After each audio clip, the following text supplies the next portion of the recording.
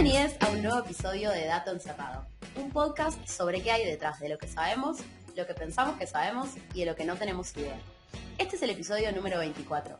Mi nombre es Melina y creo que si hay una comida que me dijeran, Meli, podés comer esto para siempre, todo lo que quieras, yo elegiría una tarta de espinaca que me hace mi madre, que siempre me dio mucha felicidad. Gracias, mami. ¿Puedo hacer un comentario de lo de Meli antes de que te presentes? Es que quiero que revises, que charles con tu psicóloga, cómo esa tarta que siempre te dio tanta felicidad es algo que decidiste nunca compartir con el mundo, porque a ninguna de tus amigas probó jamás esa tarta por una decisión tuya. Claro, porque no la quiero compartir. Oyentes y oyentas, por favor. O sea, ¿viste que happiness is only real when shared? Bueno, parece que para vos no. Pensalo. Yo te la dejo ahí para que lo charles en tu próxima sesión. Mi nombre es Belén y en realidad yo creo que interpreté un poco mal la consigna, porque algo sobre lo que siempre puedo comer más y nunca me lleno, digamos, es comer palta en sus múltiples formas, que en realidad es una sola, cruda y en rodajitas o en puré, ¿no? No hay mucho más que eso. Pero pensando en comida ya con un poco más de vínculo emocional, las empanadas árabes de mi abuela es algo que yo no probé nunca en ningún otro lugar de comida árabe y de repente puedo comer 3, 5 y si quiero un poquito más también.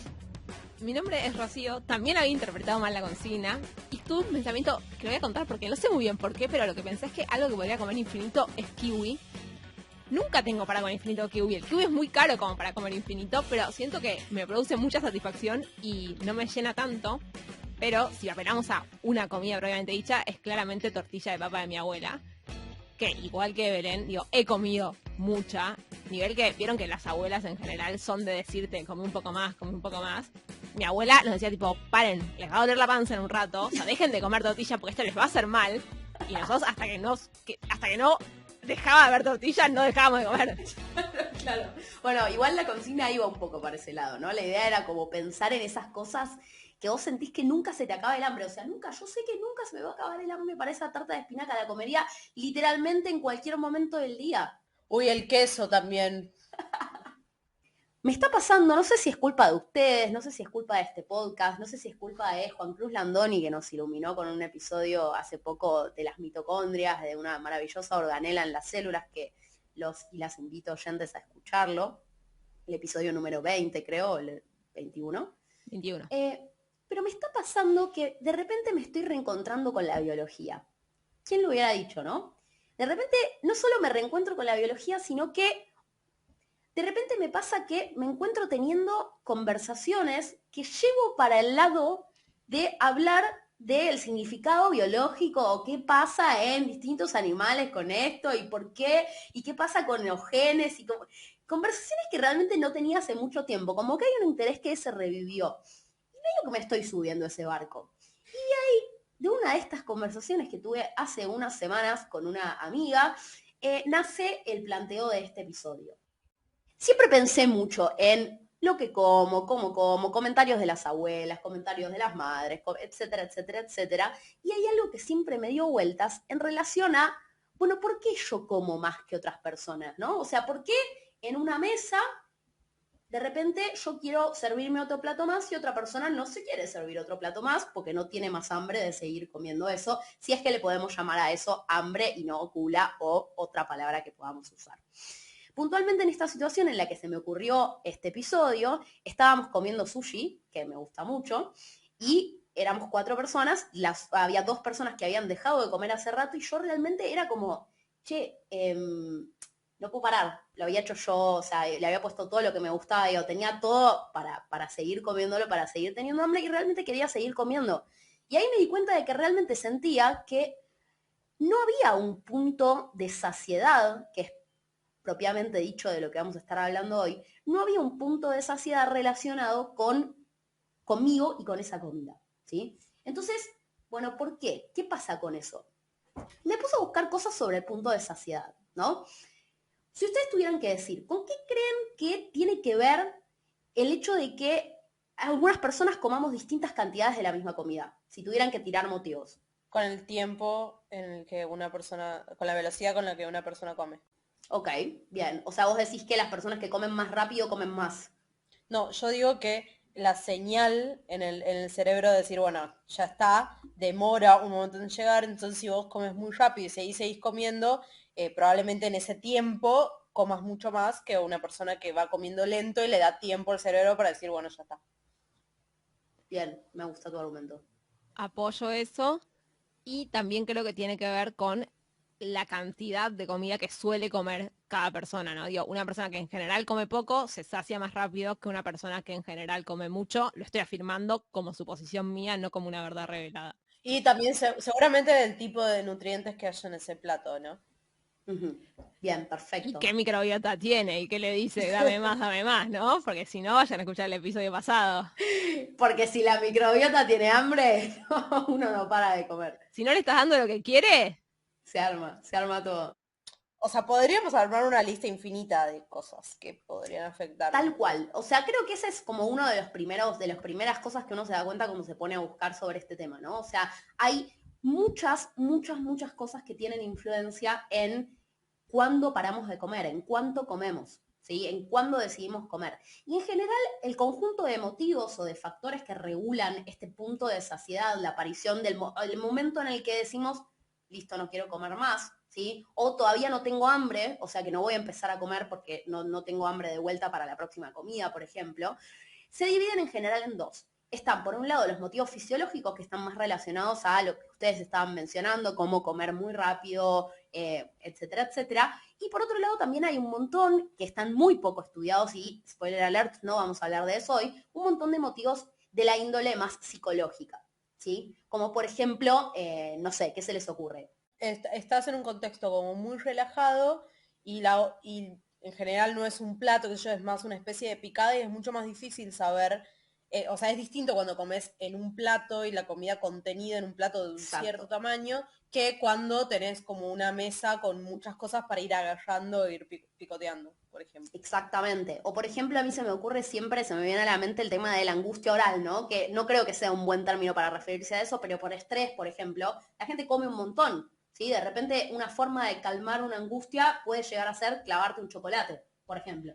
eso a mí me sorprendió siempre mucho, porque yo cuando estoy angustiada como mucho, digo, no, o sea, mi forma de lidiar con la angustia es comiendo, y mi hermano es completamente lo opuesto, o sea, mi hermano está angustiado y de golpe no come por 3 días, o sea, sí come, pero bueno, digo, podría estar sin comer por 3 días, no tiene hambre. Es como, siempre me flasheó mucho que seamos tan distintos en eso, nada, que siento que la angustia nos pega a algunas personas para un lado y otras para completamente lo opuesto. Recontra. Bueno, y eso justamente es lo que hace también el conjunto de estos motivos psicológicos muy difíciles de estudiar en relación a este problema. La pregunta que está subyacente a todo este capítulo es, de alguna manera, ¿cómo podríamos generar, ¿no? Un botón que nos sirva para, de alguna manera, apagar, ¿sí? Estas ganas de comer, ¿no? Que es un poco idealista en algún punto, ¿no? Porque claramente es algo que no existe, pero básicamente sería si podemos llegar a generar una forma de apagar ese hambre, ¿sí? De llegar antes o de llegar cuando nosotros queramos a un momento de saciedad, ¿sí? Listo, ya está, acá apreté este botón, no voy a comer más, porque no quiero. Es un poco idealista, pero también es bastante peligroso, digo, en el marco de un país con una incidencia de trastornos del comportamiento alimenticio altísimo, eh, poder decidir cuándo dejar de comer y no sentir ni siquiera el hambre, me parece que puede ser súper peligroso y puede usarse muy incorrectamente ese botón. Recontra. Obviamente es un planteo que uno se hace, o que yo por lo menos me hice desde mi punto de vista, desde mis propios problemas y mis propios planteos, pero claramente se puede interpretar de un montón de maneras diferentes. En particular, lo que estudian en este paper del que les voy a hablar, que por supuesto es un review larguísimo, del cual les voy a contar solamente una partecita, les prometo, es específicamente si existen propiedades de la comida que hagan que queramos seguir comiéndolas o, por el contrario, que hagan que llegue antes o después nuestro punto de saciedad. En particular, van a estudiar una propiedad que es bastante general, yo no la conocía bien, capaz ustedes que saben más de cocina la tenían más presente, que es la textura de la comida. ¿A qué se referirían ustedes si les dicen qué cosas están relacionadas con la textura de la comida? Y si algo es como cremoso, si algo es más líquido, es más firme. Sí, Ujú. hay varias, justamente varias texturas en los platos. En general siempre como recomiendan, no entiendo muy bien por qué, pero algo que, una propiedad que es valorada en el ámbito gastronómico es que en un mismo plato haya variedad de texturas. No sé si esto tiene que ver con esto, pero seguro hace que un plato sea más valioso. Sí, siempre agregarle algo crocante está bien. Claro, perfecto. Bueno, la textura puede ser descrita de un montón de maneras, pero una definición que encontré como más relacionada a la textura de la comida, dice que la textura es el conjunto de propiedades de la comida que son sensadas por el tacto en la boca o por nuestras manos. ¿Sí? Entonces claramente van a referir a estas cosas que mencionaban ustedes, a un montón más también, ¿no? Pero vamos a concentrarnos en particular en dos. Por un lado, la forma, que refiere básicamente al grado de solidez de la comida que estoy comiendo, es decir, en un extremo tenemos un jugo o un puré, tipo algo bien, bien triturado, y por el otro lado tenemos algo bien sólido, bien duro, ¿sí? En pedazos. Y otra de las propiedades de las que vamos a hablar es de la viscosidad, que creo que esta es bastante más autoexplicativa. Entonces nos vamos a preguntar justamente si podríamos llegar a generar comidas con la textura justa. Pumba. Igual, yo creo que vale la pena hablar 2 minutos de viscosidad, no sé si era tan obvio, pero supongo que está haciendo referencia a con cuánta facilidad se desliza, digamos, la comida. O sea, me estoy imaginando eso. Claro. Bueno, pero probablemente algo cremoso o triturado, un puré, es mucho menos viscoso que algo que un bife. Sí, sí. De hecho, claro, son dimensiones que están relacionadas entre sí también, ¿no? Sí, eso. ¿Querías decir algo, Ro? No, que el dulce de leche, ponele, es súper viscoso, pero también es un poco cremoso. Digo, también es un líquido a la larga. Ok. Igual en la clasificación de las formas de la comida, la primera propiedad que les contaba recién, esto de la cremosidad no es tanto algo que se considera, sino más bien esto, un eje de solidez de la comida. ¿Sí? Que claramente una comida que es más purecito. De contención. Claro, o sea, vos lo movés así, ¿qué pasa? Lo metés en una botella y ¿qué pasa? ¿Qué tan líquida y qué tan sólida es la comida que estamos comiendo? Entonces, este estudio del que les voy a contar es un estudio del 2020. Ya les dije que es bastante largo y básicamente es una review, es una revisión de muchos trabajos científicos que tratan estos temas y a la vez es un metaanálisis también. Entonces, además de buscar todos los trabajos que hablan de este tema, lo que hacen es tomar los datos de estas investigaciones y volver a reanalizarlos en conjunto. ¿Sí? Entonces, para hacer estos estudios en general se tienen que establecer como una línea, ya los hemos hablado varias veces, pero se establecen como una serie de pautas de, por ejemplo, qué cosas busqué en Internet para llegar a todos estos estudios, cuáles fueron los criterios de inclusión para estos estudios, y en particular, en este estudio que les voy a contar, en el que se terminan quedando solamente con 29 estudios de los miles que encontraron en la búsqueda inicial, lo que consideran para elegirlos, ¿sí? Para quedarse con estos estudios para contarlos en el paper, es que incluyan adultos entre 18 y 60 años sin ningún tipo de trastornos de la alimentación. Después trabajan con estudios que manipulen, ¿sí? Es decir, estudios experimentales bien clásicos con grupos de control, y que a uno le doy una cosa, a otro le doy otra cosa, y particularmente quieren que en estos estudios se manipule la textura de una forma externa. Es decir, la forma de la comida y la viscosidad de la comida, que sea algo que sea tangible, ¿sí? Que sea algo que uno lo pueda evidenciar, ¿ok? No necesariamente viéndolo, pero sí comiéndolo, digamos, como que sea algo externo. La estructura de estos estudios que van a elegir es la siguiente. Primero, le dan a la gente en un contexto experimental determinado, ¿no? En general se hacen en laboratorios, etcétera.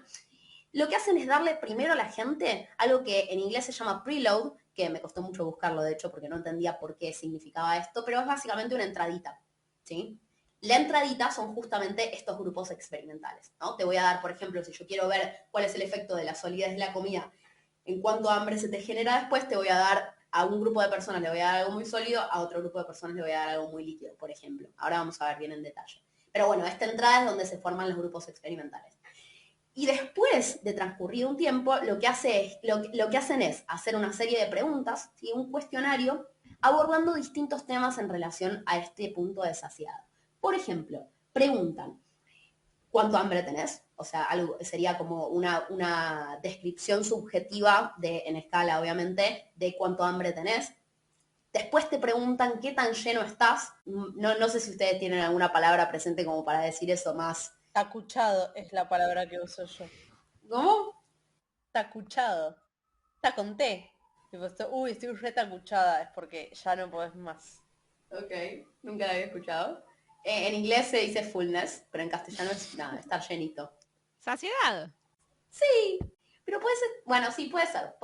Podemos tirarlo para ese lado. Todos están, es como, como una dimensión de palabras que están súper relacionadas entre sí, pero que se miden por separado, obviamente para ver si hay algún efecto diferente, ¿no? Entre esas definiciones. Después hay otra que está relacionada con las ganas de comer, que esa, o sea, es básicamente sí sinónimo de cuánto hambre tenés. Y después hay No, otra, no es las ganas de sinónimo. comer y cuánto hambre tenés, sí. No, el hambre es mucho más No, fisiológico y las ganas es mucho más emocional. Muchas veces no tengo ganas de comer, pero tengo hambre o tengo, bueno, o lo Pero ¿cómo contrario, no sé definís el qué. hambre? La gana de comer.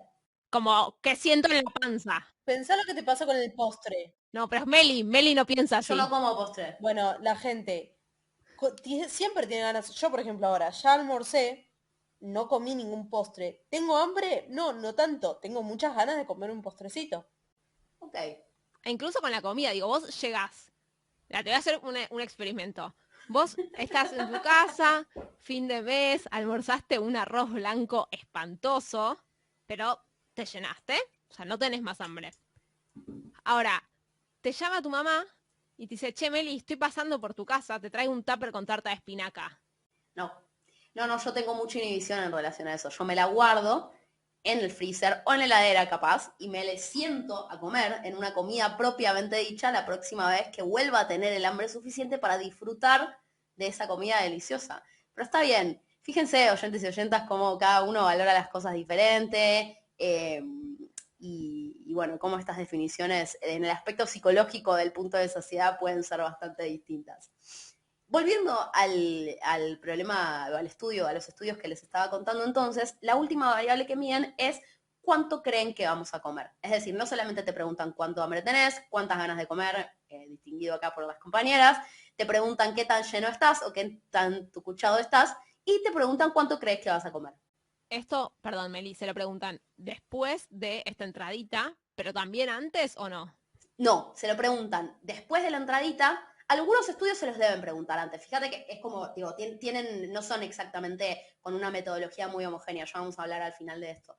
Pero en general, o sea, lo estructurado, la estructura básica de los estudios que incluyen en este estudio más grande es esto, que tengan la entradita, que en el medio les hagan las preguntas de todas o de algunas en particular de estas variables que les mencioné recién, y que después el último paso es, obviamente, vayan a comer, ¿no? O sea, tomen, acá tienen esta comida, coman lo que quieran, ¿sí? En general, como se hace, creo que ustedes lo hacen con sus modelos animales, la comida ad libitum, ¿no? Sí. Tenedor libre. Come la que te pinte, tenés todo esto, armate tu plato. Hay algunas diferencias sutiles que de nuevo ya vamos a hablar después, pero básicamente después de que las personas comen lo que hacen es contabilizar cuánto comieron también, ¿no? En general en términos energéticos. De estos estudios que incluyen en el estudio grande, 19 miden efectivamente cuánto comieron. Hay otros que ni siquiera lo miden, o sea, les dan de comer y ya está, y termina el estudio, ¿sí? Y hay 8 que miden además algunos péptidos estomacales. No me voy a meter demasiado en esto, pero básicamente hay algunas cosas que se saben de la transducción de señales que hay en el estómago en relación al apetito, esto que mencionaba Bel al principio, y hay algunos de estos estudios que también miden cómo suben los niveles de algunas de estas hormonas en el estómago relacionadas con el hambre o con la saciedad. Yo solo quiero quedarme tranquila una cosa. Estas hormonas las miden en sangre periférica, ¿no? No es Sí, como sí. el No estamos hablando episodio. de caca. No, Caca, está hablando del segundo o tercer episodio de la primera temporada, donde había lenguas en estómagos y cosas que no queremos repetir. No. Estos estudios ya son todos muy nuevos, son todos de los últimos años, así que no te preocupes, no es ese tipo de episodio. Las manipulaciones de las que les voy a contar ahora, como les había avisado antes, son en la forma y en la viscosidad de la comida, ¿sí? Respecto a la forma, se toman los ejes se toma el eje de la solidez, o sea, comparan comida sólida con comida semisólida y comida líquida. Pero ahí también cambias el sabor o tenés de la misma comida en todos los estados. O sea, tenés una gelatina de zapallo, un puré de zapallo. Claro, sí. La papa, que es la mejor comida del universo, la puede hacer un puré muy licuadito, un O puré papita más entera. contundente, una bombita de papa o unas papas al horno. Qué buen invento la papa. El eje de la viscosidad también se toma como esto, viscosidad baja o viscosidad alta. y se manipula en general agregando fibras a los productos que la gente va a comer en los distintos grupos experimentales, que en general son cosas como leches y jugos y etcétera. Vamos a arrancar un poco con los resultados. Acuérdense que yo les había dicho al principio que era, por un lado, una revisión y por otro lado, un Yo metaanálisis. estoy muy confundida. A ver. Solo para aclarar mi mente confundida en este momento.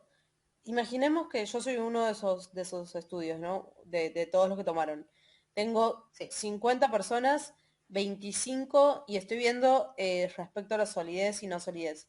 Son 50 personas, 25 van a comer un puré de zapallo y otros 25 van a comer un zapallo al horno. ¿Todos lo mismo o hacen con Sí. mucha variedad de ingredientes? O de No, comida? en general se hace con un solo ingrediente. En general se reporta con un solo ingrediente y se ve cuál es el efecto del estado, digamos, por ejemplo, como decía recién, de la forma de ese ingrediente en un grupo versus el otro grupo. Y ven cuánto comen y cuánto hambre tienen en el medio después de la entrada, etcétera. ¿Qué es lo Ok. que te confunde de eso? No, me conflictúa. Que hay muchas cosas que no se tienen en cuenta. Claro, sí. Pero Sí. bueno, vamos a confiar. Sí, no, esto de hecho es una de las críticas que se hace en las conclusiones, digamos. Pero bueno, son los estudios que están disponibles que analizan esta dimensión de la textura en relación a la sociedad. Sí, yo estoy confundida desde el sillón de mi casa, o sea, no es que... Entonces, uno de los estudios que hacen, por ejemplo, lo hacen con manzanas, ¿sí? Hablando del aspecto de la forma. Un grupo, manzana sólida, manzanita entera, no sé si les ponen cáscara o no, no tengo idea, no me queda claro. No sé cuánta gente le da asco igual la cáscara de la manzana, pero bueno, manzana sólida, manzana en juguito de manzana, ¿sí? Ah, Bastante... juguito, pensé que ibas a decir puré. El puré de manzana es algo que no me gusta ni un poco. Sí, no, yo creo que nunca lo comí, pero no me da tampoco El tantas jugo ganas. está bien. ¿Qué dirían a priori que va a dar esto? No les pregunté. ¿Qué creen que pasa con la textura y la saciedad? No, líquido de hambre. No, para mí líquido Sí. hincha. O sea, que te baja el hambre. Para mí el líquido te hincha y te baja el hambre. ¿Y cómo Ok. controlan la cantidad? ¿Es por peso? Igual masa o igual volumen ingerido. Agarran la misma manzana y la licúan y le dan la misma manzana. No, no es lo mismo. De una manzana sacás un culito de vaso para tomarte. Está licuado, no es un exprimido como en una naranja. O sea, pensá que le deben sacar las semillitas y todo lo que hay va a la licuadora. Es un jugo súper denso. Claro, o sea, lo único que cambia es el estado de la misma comida. O sea, el jugo súper denso debe tener tipo... Es más un gazpacho de manzana que un jugo. Pero además, pero ahí tienen otro problema, porque es claramente una manera no convencional de consumir manzana. Entonces, eh, es extraño. No estás comparando un puré de papa, como decía yo, un puré de papa versus papa al horno. Bueno, ok, todos estamos medianamente familiarizados con esos dos estados de la papa. Ahora, una manzana versus un gazpacho de manzana, no sé, ahí no es lo mismo. Es cierto. No lo había pensado. Capaz que te tiran con el lado de tipo, mirá, esto es un plato árabe que se consume en esta... Es una entrada. Pensá que no es que te hacen llenarte con un puré de manzana o un gazpacho de manzana, ¿entendés? Es tipo un toque. Come esto antes de...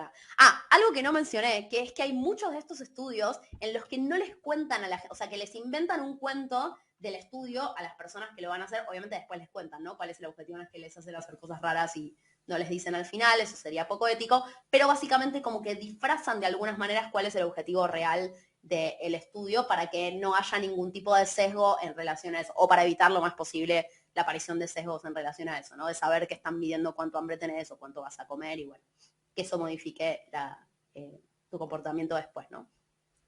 Lo que ven, y me gusta que hayan posiciones contrapuestas en este debate, lo que ven es que a mayor textura, menor hambre, mayor llenedad o tequedad, Llenes está ahí. ¿Llenitud o saciedad? ¿Qué es eso de llenedad? ¿Qué sustantivo abstracto estás inventando?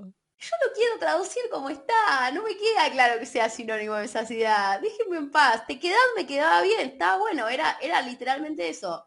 Entonces, aparentemente, a mayor textura disminuye el hambre, aumenta nuestra llenedad y disminuye la cantidad que comemos subsecuentemente en la última parte del experimento. Mayor textura sería sólido, ¿no? Digo, manzana sólida disminuye todo esto respecto a manzana en gazpacho. Exactamente. O sea que gané. Ganaste. O sea que ganaste. Yo realmente, o sea, cuando lo empecé a leer no tenía ninguna hipótesis en relación a esto. Tipo, no me quedaba para nada clara la importancia de la textura en lo que comíamos. Un poco también por eso me quedé me quedé con este estudio, porque era como, mira vos, nunca se me había ocurrido. ¿Sabes de dónde me agarré para predecir esto? A la gente le decís, vamos a cenar una sopita, y la Me gente te mato. mira como una sopita.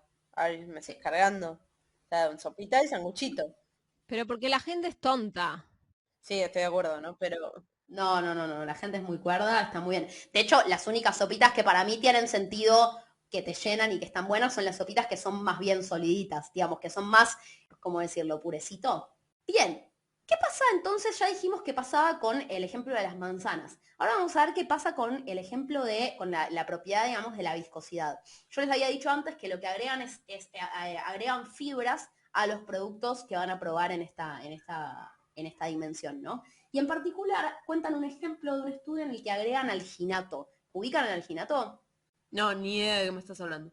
No importa, es un polímero que se agrega a las comidas para que parezcan más fibrosas, básicamente, y que cumplan este objetivo. Y también van a trabajar como con licuaditos, ¿sí? Como con cosas bien pisadas, porque acuérdense que en este caso no nos importa qué tan sólida es la comida, o sea, no queremos saber qué pasa en esa dimensión, queremos hablar entonces de la viscosidad de lo que vamos a comer.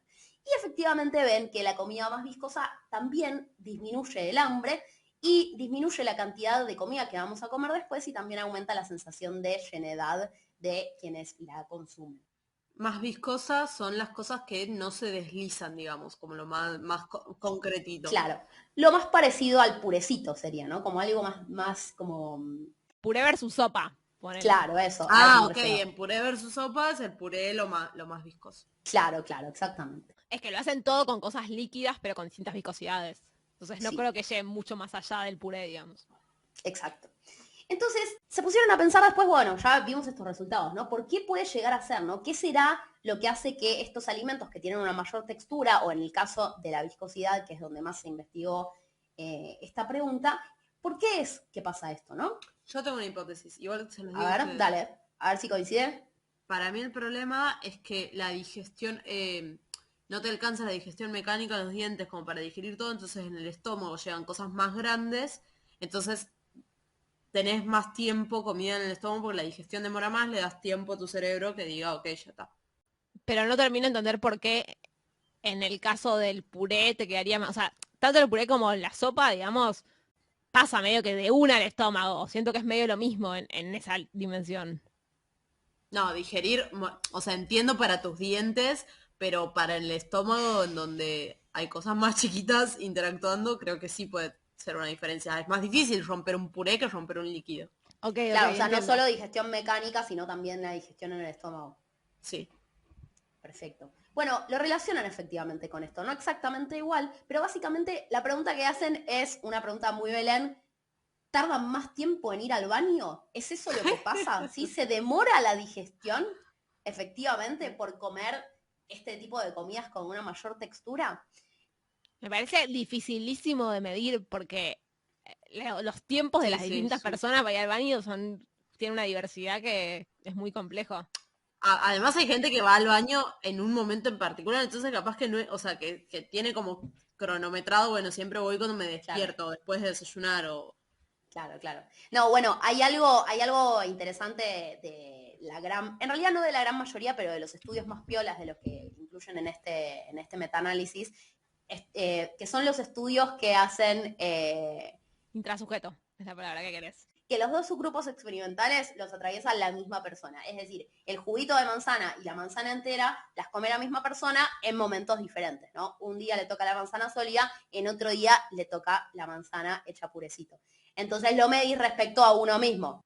Lo que ven cuando se hacen esta pregunta, más allá de que realmente es muy difícil de responderla, es que en estudios longitudinales, es decir, si lo haces más de una vez, no se ve efecto de esto, ¿sí? O sea, no se demora la digestión, no hay ningún tipo de diferencia entre los grupos experimentales, ¿sí? Obviamente relativizado a las mismas personas. Por ejemplo, hay otros que le agregan una dimensión más a esto, que es agregarle comidas con mayor o menor valor energético, ¿sí? Con más o menos calorías. Entonces, en vez de tomar dos juguitos, uno que tenga el puré de manzana y otro que sea la manzana sólida, lo que van a hacer es ponerte 4, ¿sí? 4 comidas. En el caso de la manzana no tiene mucho sentido, ¿no? Pero digo, habría 4 grupos experimentales. El jugo de manzana con alta energía, el jugo de manzana con baja energía, la manzana entera con alta energía y la manzana entera con baja energía. Lo que hacen es ponerle suplementos con mayor valor energético. O sea, son 4 juguitos, 4 licuados iguales. En este caso no digamos que es de manzana porque obviamente el que tiene suplementos tiene manzana y otras cosas más, ¿no? No tiene solamente eso. Son 4 licuados que difieren no solamente en la viscosidad, sino que también difieren en la cantidad energética o en el valor energético de sus contenidos, ¿sí? Y lo que ven es que es muchísimo más importante el impacto del consumo energético de la comida en cuándo vamos al baño, o sea, en cuánto tiempo tardamos en ir al baño después, que la influencia que tiene la viscosidad del alimento que consumimos. Entonces, terminan tirando todo para el lado de que el efecto de la viscosidad está relacionado con esta digestión mecánica que contaba Bela al principio y no tanto de desencadenar el mecanismo de digestión o de saciedad más rápido o más lentamente. Ok, pero ¿y la energía cómo afecta a la saciedad? Porque por ahora dijiste que afecta a cuánto tardan en ir al baño. También disminuye la saciedad. También disminuye el hambre. La Ok. cantidad energética de lo que nosotros consumimos, ¿sí? Lo cual también es bastante, o sea, es una noción que tenemos más o menos incorporada. Si nos comemos un plato de sorrentinos con crema, estamos satisfechos probablemente casi por toda la tarde, quizás pasamos bastantes horas sin volver a comer. Si te comes un pescadito con verduras al horno, en 1 hora y media más, te comes una media luna. O sea, digo, son nociones con las que más o menos estamos familiarizados. Claro, son nociones bastante más intuitivas, ¿sí? No es tan lineal necesariamente porque ya dijimos hay un montón de cosas que afectan esto, pero parece bastante intuitivo pensar, de hecho hay bastante evidencia de que cuando comemos algo con un mayor valor energético tardamos más en tener hambre después, ¿sí? O sea, estamos saciadas por más tiempo. Después hablan de que en realidad de estos 29 estudios que incluyeron en el metaanálisis, hay 13 cuyas conclusiones son que no se vieron diferencias de la textura. O sea, hayan analizado la forma, hayan analizado la viscosidad o otros aspectos como la complejidad de la comida, que ese no lo mencioné ni siquiera porque me costó un montón entender cómo es que esa palabra describía bien lo que estaban haciendo. Y por último, la aerosidad también, que eso me parece un poquitito más claro. Pero había muy poquitos estudios que hablaban de esto. ¿Comían viendo o Sí, les tapaban los ojos? no, sí, comían menos. Porque el famoso la comida entra por los ojos también También. tiene... O sea, es muy difícil porque comer en sí mismo es una experiencia que es multisensorial en términos perceptivos y neurobiológicos, pero también es cultural, también es social, también... Entonces, la verdad es que es muy... Me imagino que es muy difícil hacer experimentos de este tipo. O sea, Claro. no querría ser becaria porque me criticarían un montón de cosas que yo ya sé que son criticables, que tienen razón, pero necesito poder hacer un experimento y es como, sí, no, se me va de las manos. Y de hecho, es un poco esa la discusión que tuve cuando empecé a pensar en este tema. Cuando me puse a pensar en este tema desde un punto de vista biológico, es como, claro, hacer un experimento en relación a este es imposible. O sea, ¿cómo separás la dimensión psicológica de la dimensión fisiológica? Hay tantos aspectos que para mí no se pueden tener en cuenta fácilmente y que, nada, es un quilombo, la verdad. En eso estamos de acuerdo. Y de hecho, relacionado a esto, lo que dicen es que en 13 de los 29 estudios no se vieron diferencias y que esto puede ser, obviamente porque capaz la textura no tiene que ver y todo esto son falsos positivos, etcétera, etcétera, o en realidad porque lo que ven es que en estos estudios hacen algunas cosas mal. ¿Vieron eso que decimos a veces tipo, tenías una sola cosa que hacer y lo hiciste mal? ¿Posta? Bueno, por ejemplo, hay unos estudios en los que no le piden a la gente que hagan ayuno previo, ¿sí? O sea, no es que no controlan el hambre anterior.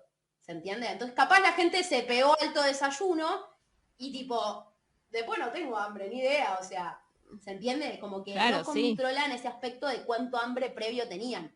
A eso iba yo antes cuando te preguntaba si la encuesta se la hacían también antes, porque no es lo mismo cómo me afecta una si ya estoy llena que si llego muerta de hambre. Claro. En otros de los casos, otra de las críticas que hacen estos estudios que no ven efecto, es que a las personas les contaron explícitamente el propósito del estudio. O sea, les dijeron, bueno, vamos a darte esta entradita, vamos a ver cuánto hambre tenés después y después te vamos a dar de comer un montón y vamos a ver cuánto comes. Vos no pienses en eso igual, tranca. O sea, no te concentres en que vamos a ver exactamente cuánto comés, cuántas calorías, qué elegís. Una cosa es el consentimiento informado y los aspectos éticos, otra cosa es hacer un experimento que esté mal. Claro, pero aparte dijiste que la revisión es del 2020, o sea, no estábamos hablando de trabajos de cuando todavía no entendíamos mucho de diseño experimental, dale. No, claramente. Por eso llaman la atención, pero sí, parece que hay bastantes de estos estudios. Por las dudas, por si a alguien no le resulta trivial, cuando ya nos cuentan qué es lo que van a analizar y qué es lo que quieren ver, nos predisponen de una manera distinta. Entonces, nuestras respuestas están sesgadas, no por una intención de mentir, ¿sí? No es que las personas digan, uy, como quieren ver cuánto como, ahora voy a comer un montón, así les arruino el experimento, que también puede ser, pero muchas veces el mecanismo es mucho más basal, por así decirlo. Es inconsciente, es completamente inconsciente. Entonces, siempre es importante que las personas que están siendo sujeto experimental sepan qué les vamos a hacer en tanto esto, consentimiento informado, digo, te vamos a ofrecer de comer esto, punto, pero nunca revelar qué es lo que queremos investigar. Y mucho menos que sepan cuál es el otro grupo. Por ejemplo, vas a comer alguna comida con estos ingredientes, indicás si sos alérgico, algo, cosas por el estilo, pero no es necesario decir, hay otro grupo de personas que van a comer lo mismo que vos, pero en este otro estado. O sea, eso es una tontera. A menos que quieras saber cuál es exactamente el efecto de decirles eso a las personas en cuanto comen, ¿no? Pero no a menos que sea eso el estudio para entender por qué estamos diciendo esto nosotras ahora. Entonces, bueno, yendo un poco a las conclusiones, ya fueron saliendo bastante naturalmente, ¿no? O sea, esto de poder controlar de alguna manera el momento en el que no tenemos más hambre puede llegar a ser una buena idea, sobre todo relacionado a trastornos de malnutrición, ¿sí? O sea, parecería ser una buena idea poder controlar o tener alguna especie de botón para decidir el momento en el que, ok, ya no quiero tener más hambre, ¿sí? Sobre todo para no tener que sujetarse a una dieta que te dice que no podés comer más comidita cuando seguís teniendo un montón de hambre y querés seguir comiendo más comidita, ¿no? Que eso realmente no sé si alguna vez les pasó, pero es un bajón y no está bueno. Nota al pie, el otro día aprendí que hay algunas comunidades orientales de gente muy longeva, tipo que viven, no sé, 120 años, que tienen una costumbre... Como cualquier oriental que se precie, ¿no? Como, claramente, que tienen una costumbre muy bizarra que me parece, tipo, eso no es disfrutar la vida, que es que se paran de la mesa con hambre. O sea, comen poco y siempre se paran de la mesa antes de dejar de tener hambre. No, para de sufrir. Bueno, sí, para de sufrir, pero un poco funciona, o sea, tiene sentido fisiológico. Lo de la señal al hipocampo Sí, tarda. Tarda 20 minutos. Seguro, pero prefiero comer lento y que sea real que pararme siendo consciente de que sigo teniendo hambre y que lo estoy haciendo porque ya va a llegar la señal a mi cerebro. Tipo, me parece un control excesivo. Sí, la espero, pero la espero sentada. No me voy a... La espero sentada comiendo, ¿entendés? Me parece, mastico más si querés, tipo, no sé, hacemos algo, pero no de esa forma tan consciente. Volviendo entonces, otra de las cosas que mencionan es que justamente, como estuvimos diciendo, no está tan claro cuál es el compendio de factores que realmente influencian a el punto de saciedad, el momento en el cual queremos dejar de comer. Entonces, por eso también es difícil hacer los estudios.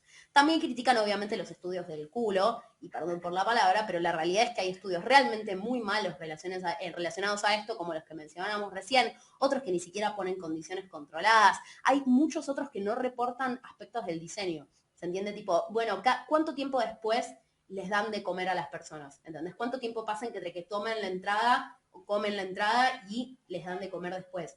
Lo peor es que después me imagino diarios ya de interés, o sea, noticieros y cosas levantando los resultados de tus trabajos. No, qué desgracia. Sí.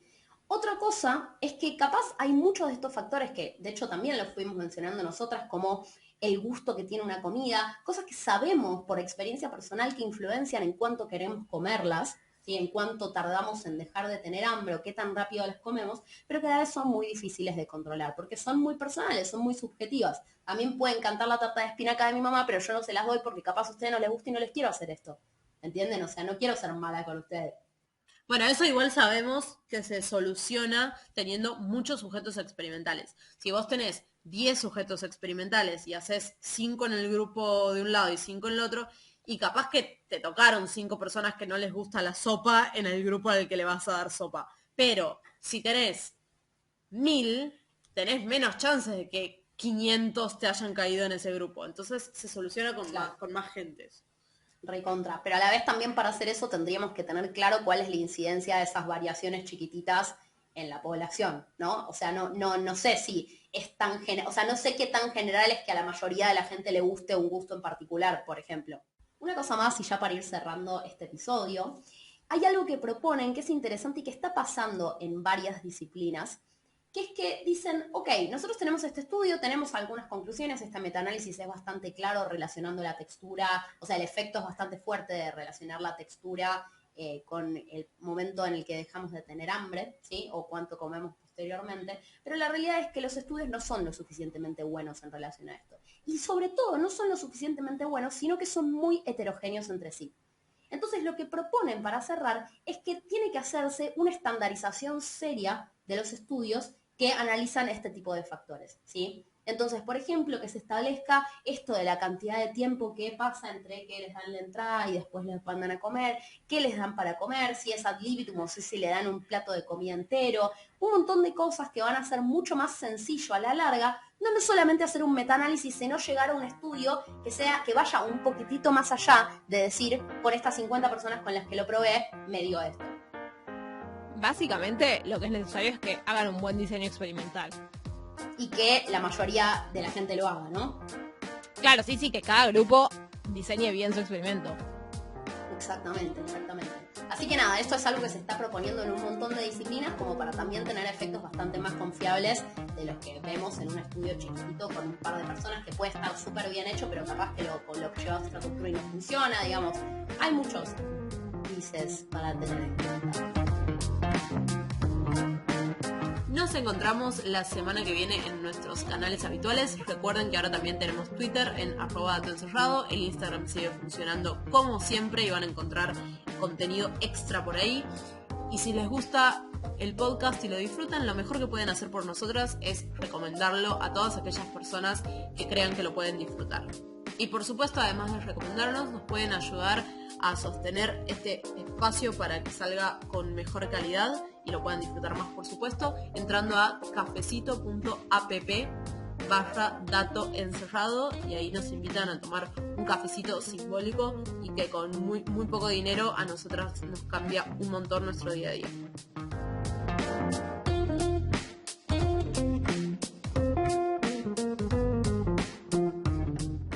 No, la gente es muy cuerda, está muy bien. De hecho, las únicas sopitas que para mí tienen sentido, que te llenan y que están buenas, son las sopitas que son más bien soliditas, digamos, que son más, ¿cómo decirlo?, purecito. No, una sopa crema, es una sopa. Una sopa crema, bueno, pero no es lo mismo que un caldito con fideitos. No, bueno, pero es que el caldito no es una sopa. Sí es una sopa, ¿cómo le decís ese plato? ¿A una sopa de fideitos? Es una sopa. Caldito con municiones. Es una sopa eso. Vamos a cerrar esta discusión acá.